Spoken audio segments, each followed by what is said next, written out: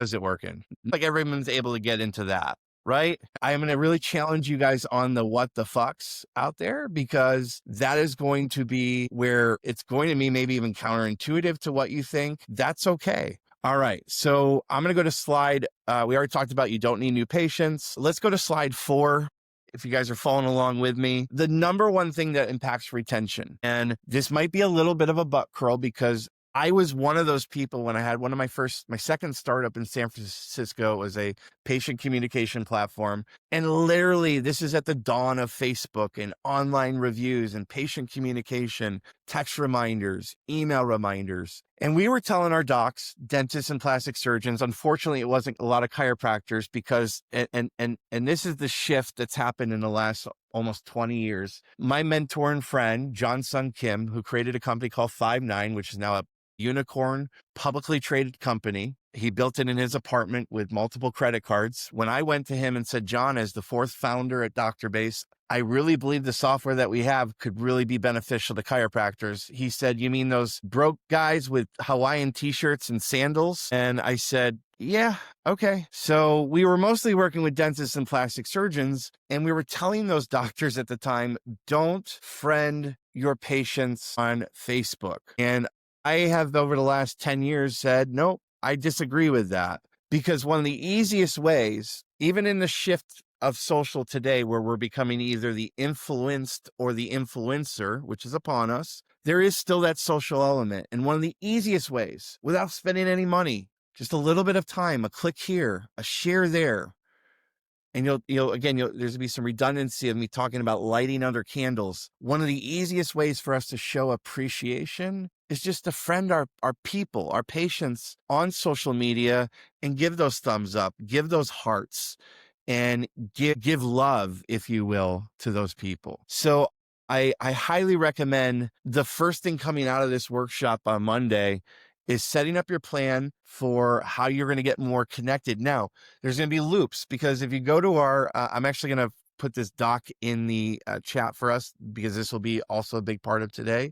You guys already should have access to this because you registered. If you didn't, I apologize. But this next doc is is what I call the circle of life, which is retention, referrals, relationships, retention. You're going to see crossover from this. It's very easy for us, if we are showing love and appreciation to our people by friending them, following them on social media, to also reduce the standing desk. And now this is my text things today. I have a standing desk that's going on its own and lifting up on me, because I want to be able to stand today at some point. It's very easy for us to remove the restrictions and barriers of referrals if we're more connected to our people on social media. So you'll see the loop from retention to referrals happening right there. So appreciation, easy to get connected with your people on social media. Game plan for that, real simple. I say put up in your front office your social profiles and let your people know that you want to get connected. Send those emails and text out with your profiles, or your personal profiles. I'm going to talk about this a little bit deeper later, but in January of last year, I did a workshop, the Royal Rumble Mastermind, which was all about professional branding. And professional branding is the intersection of personal branding and professional branding. Again, easy to show appreciation if we're friending them on social media.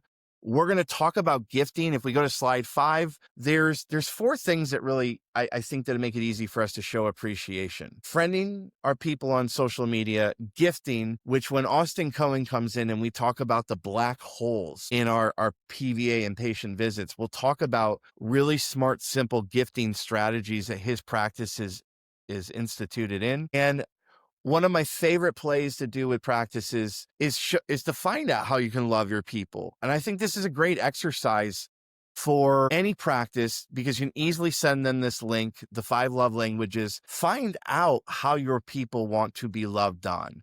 What is their love language? Do they like small gifts? Are they about words of appreciation? I just came back from doing a round. I have one more round of what I call on-sites, where I go for a day and a half to 2 days to a practice. And we do a mixture of auditing the practice for leaky buckets. We do content creation. I was at a practice that was celebrating 73 years, Aspenwall Chiropractic Clinic in LaGrange, Georgia. When I got out of the airport at Atlanta, someone said to me, No one ever goes to LaGrange. And they were pretty much right, because it was the hardest Uber experience I've ever had in my life. But I got to film about 50 plus why they buy testimonial case studies.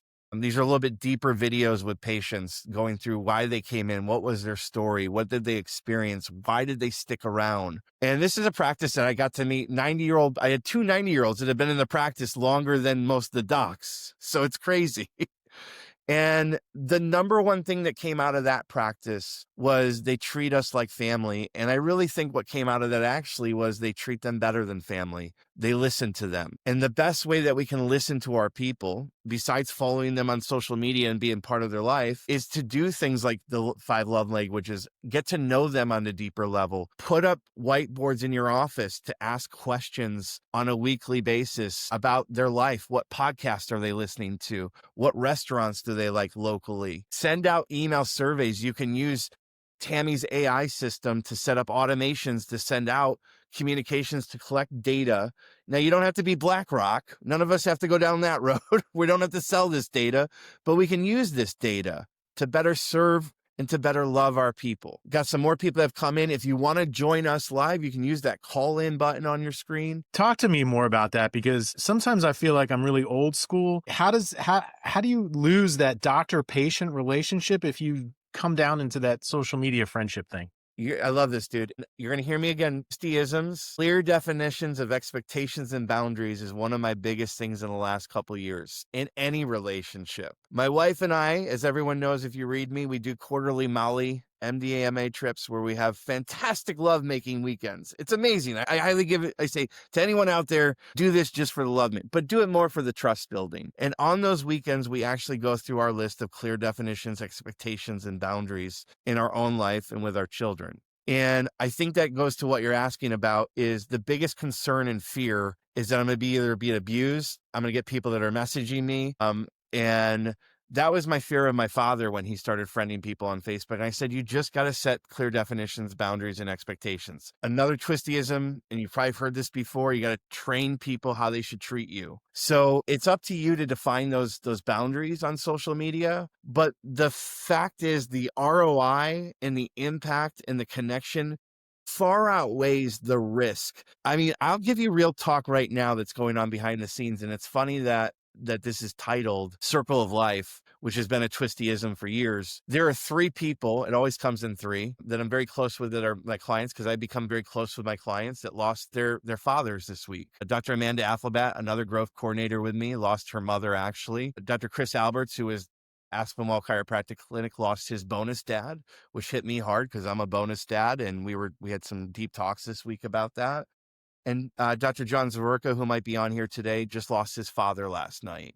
And to me, the connections that we have with people, the risk of them getting too deep and too close, why I brought that up was, if you guys don't know, and I highly support you going to a GoFundMe. If you want the link, I can send it out later, for Cheryl and Brett Usher. As I'm doing this workshop, I'm getting messages from Cheryl Usher about Brett, her husband, going into surgery today. So this comes back to love and service. How deep can you love? How deep are you willing to love? I was talking to Dr. Stu Bernson, who's the founder of Chiro One, the other day, who I might be working with on a deeper level. We'll talk about, there's actually a bridge to that coming up here later on. And I said, I'm very tenacious, but I'm not very disciplined. So I can go for long hours and but I also am like a ADHD squirrel, and I need to work on that. But that enables me to be able to love deeper. I mean, I think, Glenn, I'm not afraid to take a call at any time. I'm available to my people, and I understand that fear of being completely accessible. You got to set your definitions and boundaries. But I believe that the impact of friending your people on social, following them, at the very least, even the business page on that level is better than doing nothing, if that makes sense. Did that help? No, I mean, I love the idea of doing the love languages and understanding, how to appreciate them. It's something that we've talked about with our coaching clients and understanding that. And we talk about it with our kids. Like, we know what each of their love languages. So I love extending this out into your patient base to understand that. So is there any, you're just sending them this link to sending the quiz and asking them if they don't already know it, a lot of people have done this and they're like, no, it's words of appreciation. They know it right off the bat. So even sending out the survey or email and saying, if you've never done this, we'd love for you to take this and send us back your results. Or if you've already done this, we're taking notes. Mm-hmm. We want to love our people better. We'd love to know what your love language is if you already know what it is. Yeah. So we can get this out in our next newsletter. Love it. The Carters, better than Jimmy Carters. All right, we're going to move along, guys. We're going to go to the next stuff. And again, I am going to share a story. This is where the butt curls. This is really a real big butt curl. So some of you know, I was part of a group called Black Diamond Club. And for the first 2 years, the entry level into Black Diamond Club, essentially just as similar to your practices, becoming a patient, was getting a membership into Black Diamond Club. And we had a rule. It was actually sent out, and it was only relayed when someone tried to get out. And that was, if you left BDC, you could never come back. And if you go to slide 7, there is an enrollment agreement. Now, I did dose this up with ChatGPT to help out, and I'm going to give you the guys the play, but essentially, one of the easiest ways to have as bulletproof retention as possible, not leveraging fear so much, but leveraging if you leave, and I truly believe this comes back to acquisition. So when we do next summer and conversions, a lot of my people I work with, we talk about enrollment. I believe that you guys are institutions, and much like schools, there's enrollment. Not everyone should get in. Now, here's an interesting thing. One of the most aggressive marketing schools that market is Harvard. So they pimp out, they promote out, they fish, they're aggressive with their advertising and marketing, but they don't let everyone in. So this will go to acquisitions a little bit, but in the retention side, the play is if you leave, you can't come back and I can fire you. Setting standards in our practice for again, going back to clear definitions, boundaries, and expectations. I believe this is so important because when you're training your people how to treat you, if you leave, you can't come back. And I truly stand by this. I know this is going to be one of the biggest butt curling moments. How the hell am I going to tell a patient that if you leave me, you can't come back? I stand by this, that we are in a lifetime business. We are in a lifetime practice. There's going to be ways to get under the velvet rope of this. Of course, you can let people back in, but setting the standard that when we work with people, I'm going to set the expectation that I have to work with you for life. One of the things that I remember my father teaching doctors when I was younger, I don't think this question comes up quite as much as it did in the 80s and 90s, but he would close his nose because the patients that would ask this question would sound like this. He's saying, do I have to keep coming back? And he would say, absolutely. And the question that I'd ask you is, how many times have you been adjusted? Dr. Carter, how many times have you been adjusted in your life? Oh my gosh, I've been adjusted since I was 14. So it's been a bunch, hundreds and hundreds. Okay. Try thousands. Glenn, how many times have you been adjusted in your life? Yeah, thousands for sure. Okay. And I'm assuming that means it's going to transfer over to Tammy and the kids. If the line that my father would use is, well, if I were you, I'd keep coming back because I keep coming back. And this goes back into this health academy enrollment agreement, just kind of a blanket template of commitment to the program and what we require being part of our patient base. Setting a standard that not everyone gets to stay, not everyone gets to get in, but if you're in it to win it. And I'm building a lifetime practice. I'm mission-based for a purpose because every single man, living, woman, and child needs to have, and we'll get into this in a second, be checked for vertebral subluxation or whatever you want to call it. And every man, woman, and child needs to be at least adjusted regularly. So I want to get some feedback on this. I'm going to get an insider perspective. I'm going to go to Tammy. Tammy, what's your feedback on having you can never leave us and enrollment process? I mean, I think when I first heard it was the book curling moment of, okay, can you really say that? I think it sets the precedence to this is an exclusive thing that you don't want to leave, right? Like it's setting them up for, why would you leave? Like you need to continue doing this. Yeah. So I appreciate that. Again, there's going to be a lot of stuff we're going to run through. Not everything's going to be implementable Monday. Some of this stuff might be works in progress over the course of the next couple of years. But I truly, truly believe, having known proof and data, that just like schools and institutions have their rules and standards, I believe so should you guys. So that's the big one on the retention side for butt curling. If you leave, you can't come back. I provided you with a template enrollment agreement. Obviously, for most of my people here, we'll be working on this together deeper.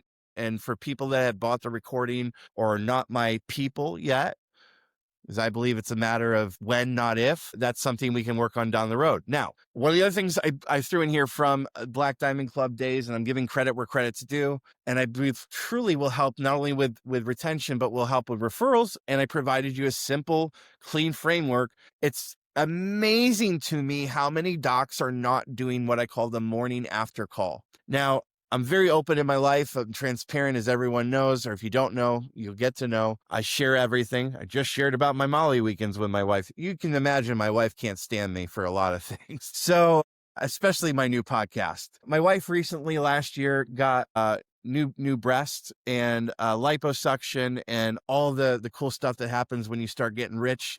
And she also became conservative. That happens when you become rich too. And that was always a fun thing. I was reminded of this when her plastic surgeon called her the night of her surgery when we got her home. We got her home around 2 p.m. and around 8:30, Dr. Dorner gave her a phone call to check in and see how she's doing. I would love for anyone who's in the chat on this live, if you can put in, I am doing a morning after. I am doing a post-adjustment call, first call. If you're not doing that, we put a framework. Glenn, since you're in and I got you back in, are you guys doing this right now? No, it's on my to-do list. Unfortunately, I have not got to it yet. I love that Dr. Carter said he's doing the text call. Dr. Carter, I'm going to unmute you here too. I don't think text is horrible. I think it's better than done is perfect. But I truly believe, especially we're talking about personalization and how much more would it take you on an average of doing a 3 to 5 minute call with your patients with the new patients? Does it seem overwhelming? No, I used to do that. The reason we don't do it now is because people don't answer the phone. And so then I have to leave a voicemail and then they call back and I can't talk to them then. And so your 3 to 5 minutes becomes 20 to 30 in a heartbeat. Well, I think just the precedence of setting the stage that we might do that call, I think is impactful. I love to see docs get back to that love, but that totally makes sense on the level. Now, this goes back to what Tammy's built for you guys. I truly think that there's some better ways that we can do that, even with a little bit of AI, to make it look and feel like it's more personal. And I bet Tammy's mind's running on how to add that, include that. We actually get pretty good beautiful reply stuff. bars. Good. But, I love hearing that. That's good. But I can see, I do see the point, and I agree with you completely on that. But what we could do is we could just add to the text, would you like me to call you? Chef's kiss. Yeah. Chef's kiss. And that's why this is a workshop. We're working this out together. I don't have all the answers. I have a lot of shit, but I also appeal to you guys to go lean into what we're doing and what's working already. Thanks for that. That's beautiful, dude. All right. We're going to go ahead to the, what I have next on your stuff here was, we are in the morning after. All right. Another story time real quick. Many of you know I've worked with an ex-Harvard trained OBGYN. We built the largest solo provider liposuction clinic in Southern California after converting her OBGYN practice after she got put on medical probation and we got kicked out of in-network with Blue Cross. We converted her practice to a liposuction and Botox practice. However, we still had a lot of people that wanted to stay with Dr. Laura. And I came from Parker. I'm a Parker kid, grew up in chiropractic, and it blew me away that she had 3,000 women a year that came in and paid cash $160 at the time for an annual exam. And 90% of the time, she was telling them, and we had t-shirts made of this, you're pink, plush, and pretty. That was her line. Everything's good. You're pink, plush, and pretty, you're good to go. In the 10% cases, those were the shitty stories and the times that we had to have talks about other things. That really sucked. But 90% of the time, you're good to go. It really started me on a course years ago that has driven me that every single office, I believe, should get their standard annual care or annual exam down. Now, here's the problem in our profession. We don't have standards. There is no governing agency saying this is this and this is how you do it. Here's the beautiful thing. We don't have standards. So what I tell you as doctors and providers and team members, we've instituted this in many of I would say a percentage of my clients, but not to a great degree. And here's why. Chiropractors, including myself, we are notorious for being horrible at delayed gratification. And I'm going to tell you, this is not a 1 year or a 5 year.